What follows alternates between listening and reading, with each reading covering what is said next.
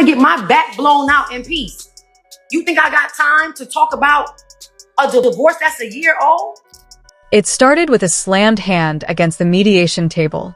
Papers rattled, the mediator froze, and the silence in the room was shattered by Teyana's voice echoing, "You'll never see my kids again if you keep this up." In that moment, every lawyer, every assistant, and even Aaron Pierre, who sat quietly at the far end, knew this was about to spiral into something no one could control. For weeks, the mediation had been hyped as the last chance for Teyana Taylor and Iman Shumpert to find some kind of peace before dragging their war into a full courtroom battle. But peace? That was never really in the cards. Not when love had turned into betrayal, trust had crumbled, and two children were at the center of an emotional tug-of-war. And definitely not with Aaron Pierre sitting in the corner, a shadow over every decision.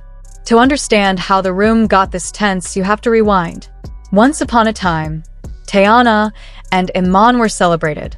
They were the couple people looked at and said, "That's it. That's real love." From reality shows to music videos, from NBA sidelines to red carpets, they were seen as unstoppable, young, stylish, passionate. But behind the picture-perfect smiles were arguments nobody saw, nights of distance, and whispered rumors of infidelity. By the time their split became public, fans weren't shocked. They were heartbroken. Still, what's happening now is bigger than a broken relationship. Because when there are kids involved, breakups don't end at unfollowing each other on Instagram. They don't end at dividing money or selling houses. They end in courtrooms, in mediation rooms, with lawyers circling like vultures while two parents sit across from each other trying to prove who loves their children more. That's exactly what mediation was supposed to solve. A quiet, private negotiation. A chance to work things out before a judge got involved. But inside that room, nothing felt quiet. Teyana walked in with her lawyer, calm but firm, her energy sharp like she was already prepared for battle. Iman sat across from her, shoulders tight, jaw clenched, a man who looked like he hadn't slept in days. And then there was Aaron, the silent storm, sitting off to the side. He wasn't supposed to be the focus, but his presence changed everything. The mediator began the session, trying to lay down ground rules. No interruptions. Respectful communication. A chance for each parent to voice their concerns. It sounded good in theory, but the second Iman spoke, the room shifted. He leaned forward, his voice tight with frustration. "I just want more time with my kids. I'm not asking for anything crazy. I'm asking to be in their lives the way a father should be." Teyana's response came sharp, almost rehearsed. "And I want my kids to be safe. I want stability. I want to know that when they're with you, they're not in the middle of chaos." The tension was immediate. Iman accused her of painting him like some reckless, unstable man. Teyana fired back, reminding him of nights he wasn't home, of choices he made that put the family second. The mediator tried to calm them, but it was like holding back a storm with bare hands. And then Aaron spoke. Quiet, but powerful. "The kids need stability, and they've had that with Teyana with us." The word is cut like a knife. Iman snapped his head toward him, anger flashing in his eyes. "Us? Don't talk about my kids like they're yours." Aaron didn't raise his voice, but his words carried weight. "I'm not trying to take your place. But let's not pretend they don't see me every day. They know who's there and who's not." It was gasoline on a fire. Iman slammed his hand against the table, his lawyer whispering for him to calm down. Teyana's lawyer interjected, insisting Aaron was only supporting Teyana, not trying to parent. But the damage was done. The idea that another man was being seen as stable in his children's lives shattered Iman's composure. That's when Teyana lost it. Because for her, this wasn't about Aaron versus Iman. It was about years of sacrifice, years of carrying the weight of the family, years of feeling unseen. And now, sitting across from her ex-husband who was fighting not just for visitation, but for control, something inside her cracked. Her voice rose. "Don't sit here and act like you were there. Don't sit here and act like you carried what I carried. These kids are my life, and I will not let you drag them into your mess." Iman tried to respond, but Teyana cut him off. Her eyes filled with tears, but her voice didn't waver. "If you think for 1 second that I'm gonna let you play games with them, you're wrong. You'll never see my kids again if you keep this up." And with that, she pushed her chair back, grabbed her bag, and stormed out.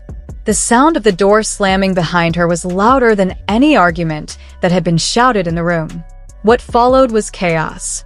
Iman sat there, stunned, his hands gripping the edge of the table.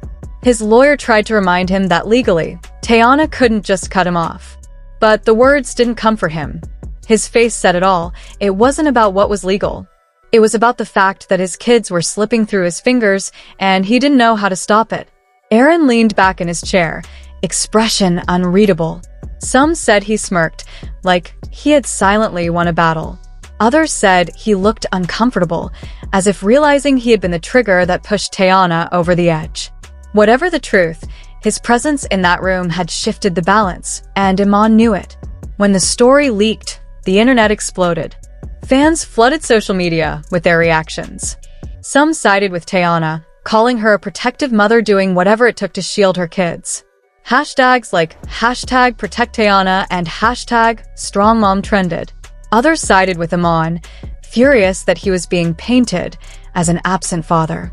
"Courts always side with the mom," one fan wrote. But where's the fairness for the dad? Soon, #StandWithIman was trending too. Legal experts chimed in on talk shows and blogs. They reminded everyone that Teyana's words, though explosive, held no legal weight. A mother couldn't just deny visitation if a court order was in place. But they also admitted, judges notice these kinds of breakdowns. Outbursts can change how custody cases play out, especially if one parent is seen as uncooperative. But beneath the legal talk, the emotional reality remained. 2 kids, caught in the middle of a storm they never asked for. 2 parents who loved them fiercely, but couldn't find common ground. And a new man whose presence only made the fire burn hotter. Teyana's supporters praised her for standing her ground. They said she had given too much, sacrificed too much, and that it was about time she put her foot down. Iman's supporters saw him as a father being pushed out of his children's lives, punished for mistakes but robbed of redemption. And in the middle of all of it, silence. Because Teyana hasn't spoken publicly since that mediation. Iman hasn't gone on a rant or given an interview. Aaron hasn't posted cryptic Instagram stories. The silence is almost louder than the fight itself because it means the next move is happening behind closed doors, and when it finally comes to light, it could shake everything again.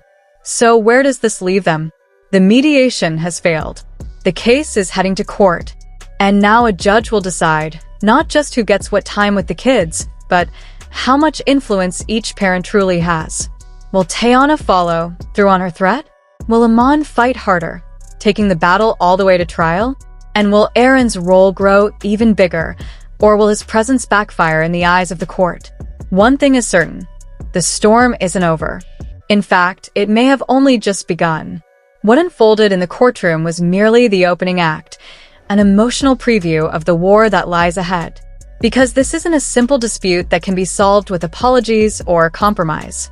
No, this is something deeper, heavier. When children are at the center of conflict, the stakes become unbearably high, and the consequences linger far beyond the courtroom walls. Love might fade with time.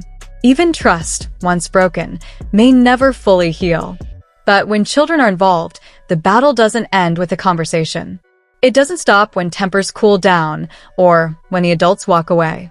It continues in custody hearings, in whispered arguments during pickups and drop-offs, in the quiet confusion in a child's eyes when they ask, "Why can't we all be together?" This is the kind of storm that doesn't just pass. It settles into the corners of people's lives, reshaping relationships, routines, and realities. Iman and Aaron may think they're fighting for what's right, for love, for justice, but in the end, it's the children who will feel the ripple effects. Their sense of stability, identity, and family is being rewritten in real time, with each court date, each new piece of evidence, each decision made by someone in a black robe who doesn't know them the way their parents do. And Teyana? She stands in the eye of the storm, torn between 2 truths, 2 men, Two versions of what's best for her children.